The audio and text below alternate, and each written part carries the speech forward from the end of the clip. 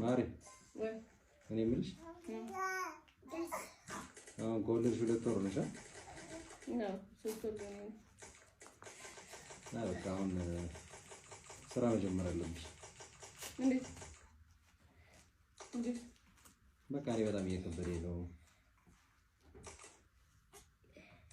ማለት ምግቡ ማለት ወለዳችሁ ተብሎ የምትበሉ ምግብ ማለት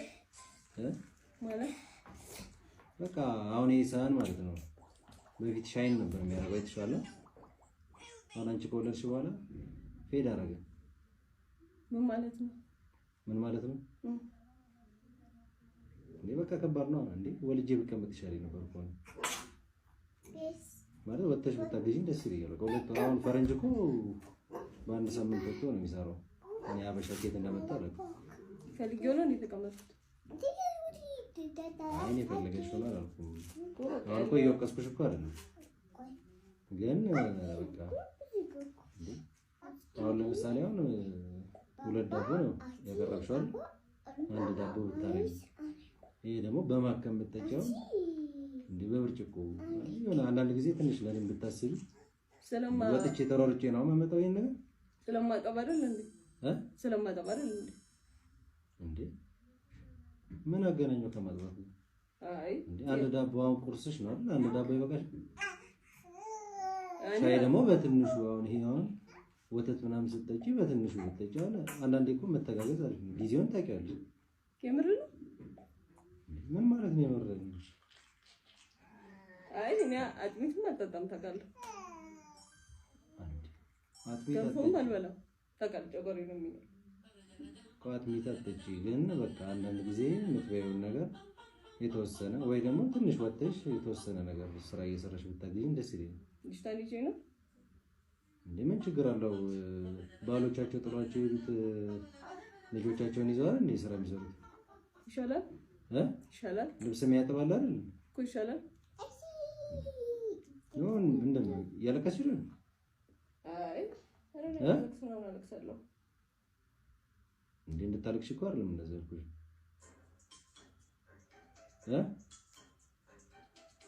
ወጣት ነሽ ያለው ነገር ይገባሻል ብዬ ነው የነገርኩሽ ያለው ገብቶኛል ገብቶኛል።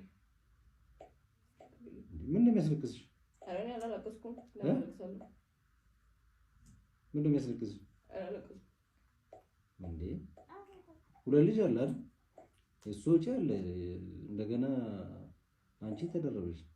ሁለተኛ እንውለድ ይቆያል አልኩ ነበር እኔ አንተ ነው ሁለተኛ እንውለድ ያልከው እኮ እንውለድ ግን አሁን እኮ 2 ወር ሙሉ ተቀምጥሻል እንደ እናቶቻችን 3 ወር ልትታረሽ ነው በቃ 2 ወር እንደ ፈረንጅ እኮ በአንድ ሳምንት ተነስቶ ስራ ይገባል። አሁን ደግሞ ያለው ጊዜ ማለት ነው እንደ ድሮ አይደለም። ስለዚህ ወጥተሽ ትንሽ ሰራ አድርገሽ ብታግዢ እንደዚህ ካልሆነ ደግሞ ማትወጪ ከሆነ ደግሞ አንዳንድ ጊዜ ለሳውኑ ብታስቢ አሪፍ ነው። ትንሽ ብትበይ አሪፍ ነው። ልጅቷም ደግሞ ተወፍርብሻለች። ገባሻ? እሺ እሺ ያለቀሽ ነው? አለቀስኩም። አንቺ ስቀልብ ፕራንክ ነው።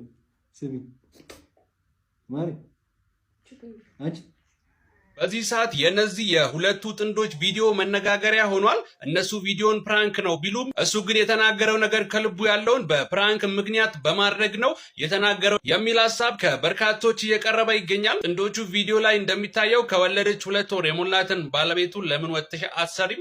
እኔ ደክሞኛል፣ በዚህ ላይ የምትበይው ምግብ ብዛቱ አራስነት ለ2 ሳምንት ከታረፈ በቂ ነው፣ እኛ ሀበሾች ስናካብድ ነው እንጂ ይላታል። ቪዲዮ ላይ እንደሚታየው እንደዛ በሚላትም ወቅት እሷ ክፉኛ በሐዘን ስሜት ሆና ስታለቅስ ይታያል። በመጨረሻም እሱ ፕራንክ ነው ቢላትም እምብዛም ልትቀበለው አልቻለችም። ሌላ ቪዲዮ ሰርቶም ይቅርታ ቢላትም በማህበራዊ ሚዲያ ላይ መነጋገሪያ መሆኑን ቀጥሏል። አንዳንዴ ፕራንክ ነው ብለን የምንሰራቸው ቪዲዮዎች ሰዎች ጋር ደርሰው የተለየ ስሜት ሊፈጥሩ ስለሚችሉ ጥንቃቄ በታከለበት መልኩ እንደዚህ አይነት ነገር ቢሰራ ብዬ እመክራለሁ። በትናንትናው ዕለት በቻይና ሀገር እንደዚህ ከሰማይ እሳት ሲወርድ ተመልክታችሁ ብዙዎቻችሁ ቪዲዮን ሼር አድርጋችሁኝ ነበር። እውነት ነው ይህ ነገር ተከስቶ ነበረ። እንደምትመለከቱት እጅግ በጣም ብዛት ያለ ያላቸው እሳቶች ሲወርዱ ነበር። እነዚህ እሳቶች የተለያዩ ከባባድ የሆኑ እሳቶችን ማስነሳት ችለዋል። ሰዎችም እንግዲህ በዚህ መልኩ ለማምለጥ ሲሞክሩ ነበር። ራሳቸውን ፕሮቴክት እያደረጉ ነበር። በዚህ መልኩ እንደምትመለከቱት የሚታወቀው ቻይና ዓመታዊ ብሔራዊ ቀኗን እያከበረች ትገኛለች። በእነዚህ ቀናት ውስጥ ማለት ነው። ገና ቀኑ አላለቀም፣ እየተከበረ ነው በአሁኑ ሰዓት። ታዲያ ይህ ክስተት የተከሰተበት ምክንያት እንግዲህ ከላይ እንደምትመለከቱት የተለያዩ ድሮን ሾዎች ሲደረጉ ነበር። እጅግ በጣም ብዛት ያላቸው ድሮኖች ማለት ነው። በቻይና ሀገርም እንግዲህ እንደዚህ አይነት ትላልቅ የሆኑ ቀኖችን ሲያከብሩ እጅግ በጣም የተለመዱ ናቸው። ድሮኖችም እንግዲህ እጅግ በጣም ብዛት ያላቸውና በሺዎች የሚቆጠሩ ድሮኖች ናቸው በአንድ ጊዜ ትርኢት የሚያሳዩት ማለት ነው። እነዚህም ድሮኖች ትርኢት በሚያሳዩበት ወቅት እንግዲህ የተለያዩ ፋየር ወርኮች ወይም የርችት ፕሮግራሞች እንግዲህ አላቸው። ታዲያ እነዚህ የርችት ፕሮግራም የሚደረጉት ሁኔታውን ለማድመቅ ሲሆን ነገር ግን በትናንትናው ዕለት ባልተለመደ መልኩ ኢሊቬሽናቸው ወደታች እጅግ በጣም ወርዶ ነበር፣ ወይም ከመሬት ያላቸው ርቀት እጅግ በጣም ለሰዎች ተጠግቶ ነበር። በዚህ መልኩም እንግዲህ ፋየር ወርኩ ሲጀምር ከኢሊቬሽኑ ወይም ከከፍታው አንጻር መጥፋት የነበረባቸው እሳቶች ማለትም መሬት መድረስ ያልነበረባቸው እሳቶች ድሮኖቹ የነበሩበት ኢሊቬሽን እንግዲህ ለመሬት እጅግ በጣም የቀረበ ስለሆነ እሳቶቹ በዚህ መልኩ እንደ ዝናብ ሲወርዱ ነበር። በዚህ ምክንያት እንግዲህ የዚህ የርችት ፕሮግራም እንግዲህ ብዙ እሳቶችን ማስነሳት ችሏል። ብዙም የተጎዱ ሰዎች አሉ፣ ማለትም አነስተኛ ጉዳት የደረሰባቸው ብዙ ሰዎች አሉ። ነገር ግን እሳቱን በጊዜ መቆጣጠር ችሏል ማለት ነው። እናም በዚህ ምክንያት ብዙ ሰዎች ድንጋጤ አርፎባቸው ነበረ። ነገር ግን እውነታው ይህ ነው። ብዙ የሚሰሩ ቪዲዮዎች እንግዲህ የዚህ የድሮኑን ትርኢት አንድ ላይ ስለማያካትቱ ነው። በዚህ ምክንያት ነው እንግዲህ ወደ ሌላ ነገር የተቀየረው። ሁኔታው ተፈጥሯዊ ሳይሆን ሰው ሰራሽ በድሮኖች የተደረገ እንግዲህ ኢሊቬሽናቸውን ሳይጠብቁ ሾው ሲያሳዩ የነበሩ ድሮኖች ፋየር ወርካቸውን በሚለቁበት ሰዓት እንግዲህ ይህ ክስተት ተከስቷል ማለት ነው። ብሩክ ነኝ። አዲስ ነገር ካለ መመለስ ይሆናል። ፎሎና ላይክ ማድረግ እንዳትረሱ። 200 ሺህ እናስገባው። ብሩክ ነኝ። መልካም ቀን ይሁንላችሁ። አዲስ ነገር ካለ መለሳል። መልካም ቀን። የፍቅር ጓደኛ የለኝምም አለኝም አላልኩም። ትዳር አልመሰረትኩም ነው ያልኩት። ሲንግል ነኝ።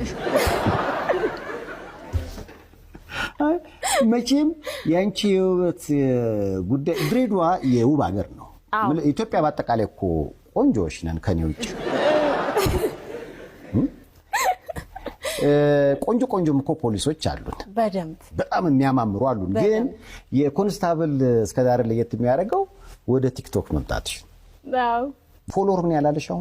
አሁን 130 ሺህ ሰው ቋላ አለ። ከ120 በላይ አለኝ። እንደው ግን የሆነ ወንጀል ተገኝቶ ምርመራ ላይ ምናምን ያንቺን አድናቂ ተይዞ በፖሊስ ጣቢያ ምናምን አግኝተሽ ታውቂያለሽ? እንትን ወንጀል ምርመራ በመሰራበት ሰዓት ላይ ያው ወንጀል ምርመራ ስትሰራ ውስጡ ብዙ ስራዎች አሉ። መመርመር ብቻ አይደለም፣ የተለያዩ ስራዎች አሉና ያው እስር ቤት ያሉ ምናምን ይጠሩሃል፣ ፊሽ ያፋጫሉ ምናምን። ግን እንወድሻለን ግን ያው ምንም ያው ማለት ፍቅር ነው። ፍቅራቸውን እየገለጹ ያሉት እንዳልኩ ካልፎ ተርፎ ምንም አይነት የሚያስቀየም ነገር የሚያደርጉ ሰዎች የሉም። እግዚአብሔር ይመስገን ፍቅር ነው። ምንም ማድረግ አይቻልም። ፍቅራችሁን ያው እቀበለዋለሁ። ፍቅራችሁን መስመሯን እስካላለፋችሁ ድረስ ቀዩዋን ቀልዳችሁም ይገባኛል፣ ፍቅራችሁን መግለጽ ትችላላችሁ ተብላችኋል።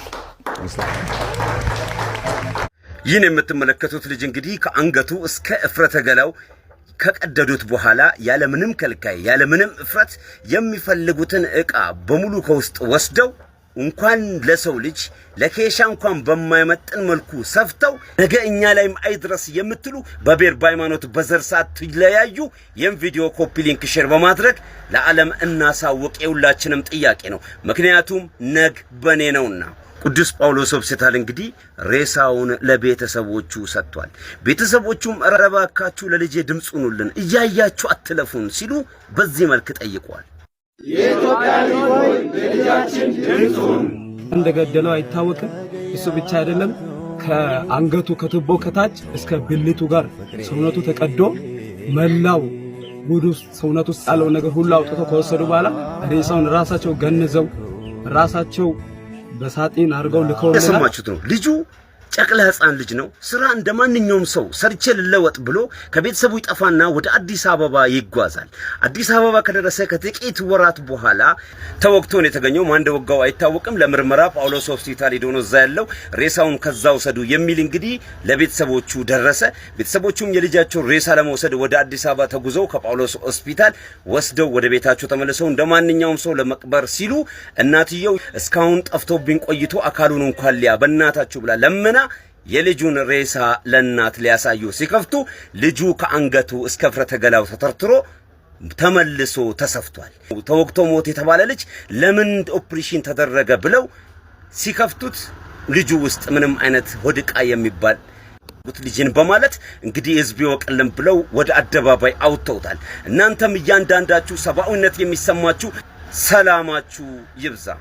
ቻን ያከበራችሁ ሰዎች አላችሁ እዚህ ውስጥ ኢሬቻን ያከበራችሁ ሰዎች አላችሁ። በጣም ነበር የምታምሩት፣ በጣም ነበር ደስ የምትሉት። አንድ ጸባያችሁ ደስ ይላል፣ ሰላማዊ ናችሁ፣ ሰላማችሁን ያብዛው። ያለፈው መንግስት ስማችሁን በጣም አጥልሽቶት ነው ሄደው ብዙዎቻችን አስፈሪ አድርገን እንድንስላችሁ አድርጎናል፣ እኔንም ጭምር። ለዛ ይቅርታ እንጠይቃለን። ባዕድ ምናምን ለሚባሉ ኔጌቲቭ ነገሮች ራሳችንን እንጂ መውቀስ ያለብን እናንተ ጋር እንደሌለ አይተናል፣ እንመሰክራለን። ትሄዳላችሁ፣ ቦታው ላይ ታመሰግናላችሁ፣ ትመለሳላችሁ። አለቅ። ባዕድ ምን ገለመሌ የምትል ካለ መጀመሪያ ቤትን ፈትሽ። ቤት ውስጥ ብዙ ባዕድ እምነት፣ ባዕድ ስርዓት አለ ቤት ውስጥና ቤትህን አስተካክል። እነዚህ ሰዎች አሁንም ወደፊትም እንደሚያብቡ ልነግርህ አስረግጬ እወዳለሁ። ሰላማችሁ ይብዛ። እንኳን አደረሳችሁ። አንድ ወንድማችን ማለት ነው በጣም የሚያምር የባህል ልብስ ለብሶ ነበር፣ የኦሮሚያ ማለት ነው። ከየት ነው ያመጣው? ከየት ነው የገዛው አልኩትና ከዛ ምን እንዳደረገ ታውቃላችሁ? አውጥቶን ካለኝ አውጥቶ ሊሰጠኝ እና ይኸው ፍቅራችሁ የሚወራውና ያለው ነገር ሌላ ነው። ልንገራችሁ፣ ለዛም ነው መግባት የፈለኩት። እወዳችኋለሁ በጣም። ድገምልኝ አንዴ። ቄሮና ቀሬ ወይ የፍቅር ሀገር ያወራሉ ዝም ብለው ሌላ ሰው አንጠፋም። ብንጠፋም ያው ሀገራችን ነው ያባል።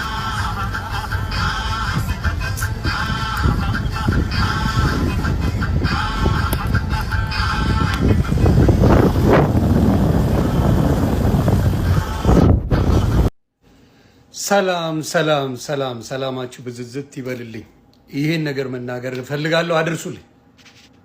ዶክተር አብይ ያበዛው ነው። ስለዚህ ጸብጸብ እያለኝ አድርሱልኝ በደንብ። እኔ የምለው ባለፈው የአባይ ግድብ ተገደበ፣ ዝም አለ። ከዛ በፊት የፋሲለደስ ተገነባ፣ በደንብ አድርጎ ውጤቱን በጠበቀ ተሰራ፣ ዝም አለ። የሚኒሊክ ሐውልት ሊፈርስ ነው፣ አድዋ የሚባል ኢትዮጵያ ላይ አዲስ አበባ ላይ አይከበርም ሲባል አድዋ 000 የሚባል ተመቶ ገነባ፣ ዝም አለ። ሌሎችንም የግንባታ ስራዎች እያየሁ እና አሁን ችግሩ ምንድን ነው? አሁን ደግሞ ምን ተጀምሯል? ኦጋዴን ላይ ነዳጅ እያወጣ ነው። ነዳጅ ወጥቶ ስራውን ጀምሯል። እኔ የምለው ዲያስፖራው ምን ሰርቶ ሊበላ ነው? ኢትዮጵያ እየለማች፣ ኢትዮጵያ ትልቅ እየሆነች ከአንዳንድ ችግሮቿ ውጪ ትልቅ እየሆነች ስትሄድ ዲያስፖራው ምን ሰርቶ ሊበላ ነው? ዲያስፖራው ፕራይቬት ስኩል ልጆቹን እያስተማረ በፖለቲካ የተነሳ ልጆቹን ፕራይቬት ስኩል አስገብቶ በኢትዮጵያ ለቅሶ ላይ፣ በኢትዮጵያ መውደቅ ላይ፣ በኢትዮጵያ ጦርነት ላይ ጥብስ የሚበላበት ቅቅል የሚበላበት ልጆቹን ፕራይቬት ስኩል የሚያስተምርበትን ለምንድን ነው ገበያ የምትዘጋው? ይሄ ትክክል አይነት ስራ አይደለም። እኔ አልቀበለው። ዲያስፖራው ምን ይብላ? የዲያስፖራ ፖለቲከኛ እንዴት አሁን የሚያወራው አጥቶ ግራ እስኪጋባ ማድረግ ጥሩ ነው ወይ? ጥሩ ነው ወይ? ዲያስፖራ የሚፈልገው ኢትዮጵያ ጦርነት ስትሆን፣ ኢትዮጵያ ህዝብ ሲያልቅባት፣ ኢትዮጵያ ስትፋጅ፣ ከዛ ለጦርነት እያለ ገንዘብ ማዋጣት፣ በየስቴት ዲፓርትመንቱ ላይ የሄደ ቀውጢ ማድረግ፣ ይሄን ስራ አስቁማል። ይሄ ትክክል አይደለም። ንገሩልኝ።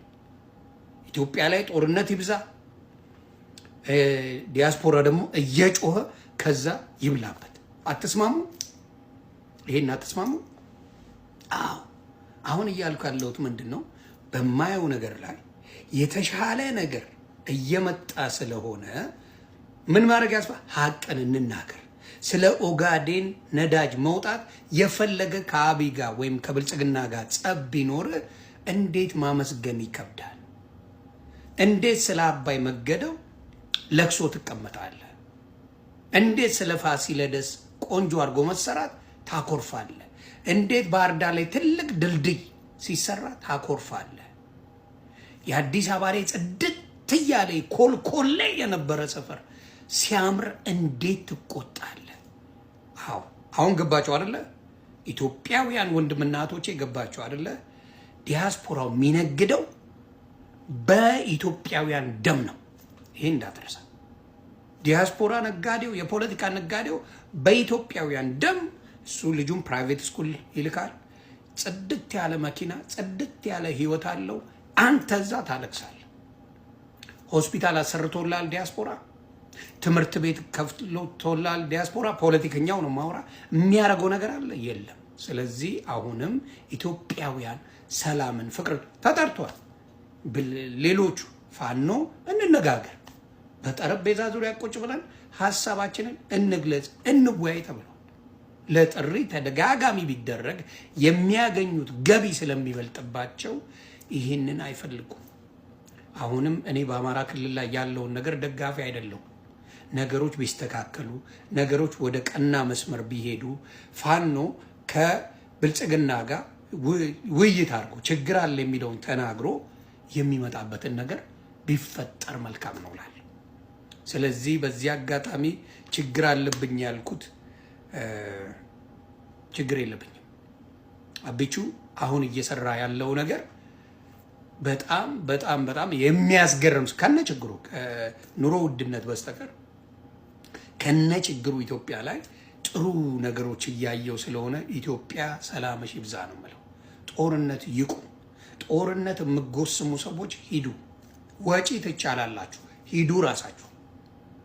ስለማታርጉት ውጭ ሆናችሁ ግን በሰው እንባ በሰው ቁስል መነገድ ስለምትፈልጉ ይሄን መንገድ ዶክተር አብይ ቀስ እያለ መንገዱን እየዘጋው ነው፣ እያጠረው ነው። በቃ በልማት በልማት በልማት እያደረገ እያጠረው ይገኛል። ስለዚህ እንኳን ደስ ያላችሁ ላለው በኡጋዴኑ ነዳጅ እጅግ እጅግ እጅግ እጅግ ደስ ብሎኛል። ሌላው አባይ ሲገርማችሁ ሌላ ግድብ እየተሰራ ነው ከአባይ የሚበልጥ። ስለዚህ ኢትዮጵያ ትንሳኤዋ ሩቅ አይሆንም ብዬ አስባለሁ። ሰላማችሁ ይብዛ። መልካም ጊዜ ይመቻችሁ።